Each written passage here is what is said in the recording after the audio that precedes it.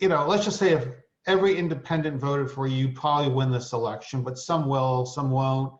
How would you be able to reach out to Democrats, people that would be more likely than not to vote for an Elizabeth Warren, and attract them to your campaign? What do you think the most convincing 3 sentences you could say to them would be?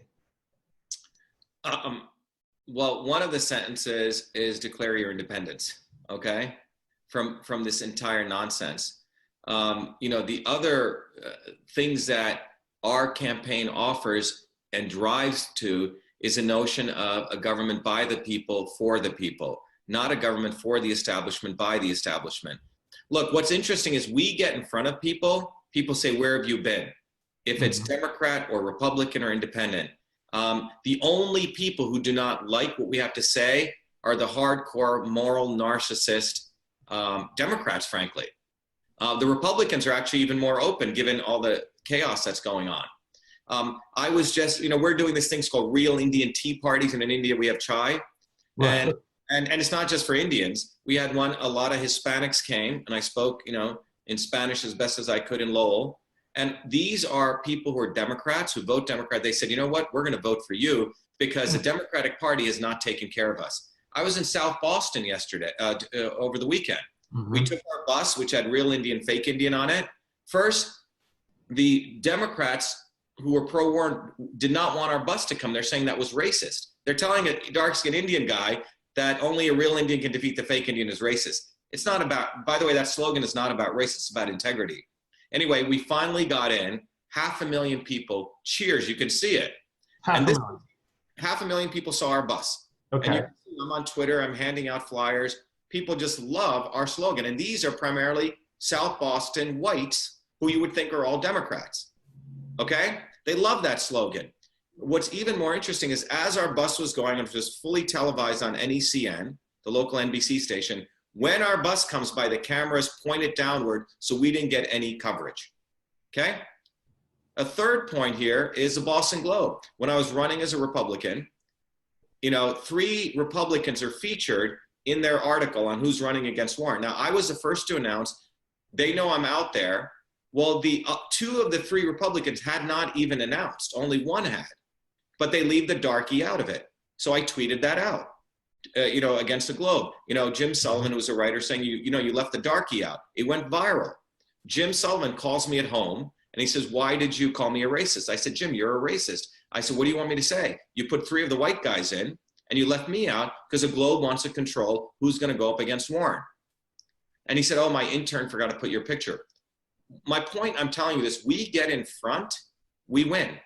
I mean, it's 99% people say, Shiva, where have you been? These guys, literally people have said, these guys are the dirt, you're the sun. So the real issue here is, why is the media browning me out? A brownout. That's what's really going on. The Globe, and now you also have the racist right wing, which keeps the racist right wing talk show hosts in Boston, who keep control of the poor working class whites, because they love my message too. So we're in a we went to CPAC, which is a conservative, right? We bought our booth 2 months ago. We go in and they say, oh, you can't have your booth here. Anyway, we did it anyway. And after 2 days, they threw us out because we were, going against the establishment Republicans. So we get hit by the so-called left and the right because they're both one. Democrats and Republicans, are part of the same thing. They both profit from war and sickness. That's what they really do. And they've been taking advantage of the American people way too long. Now, Trump hit a dog whistle on that, right? On one. Absolutely. Getting back to Indian mythology, is Trump, in your view, is he Kali or Shiva the Destroyer, the chaos bringer? Is that his role, do you think, in all this? Well, what I consider Trump is a necessary disruption, which can lead to people like me who can help destroy this nonsense, right? Because if you look at, I look at it as system states. You have liquid, you have to boil it, it goes through a chaotic phase and it goes to steam, right? So state transitions take place in a myriad of chaos. Trump has created, for whatever intention, it doesn't matter, frankly. He has created the necessary chaos that's needed to take the system to another level. And it has created essentially the gateway for, I mean, I never voted. First time I voted was for him because I saw him as an awesome disruptor. I didn't. And I think many people did. He certainly seemed to talk to the wage earning class that had been thrown overboard with neoliberal policies like NAFTA, GATT, the WTO. Yeah, all of these are policies to consolidate power.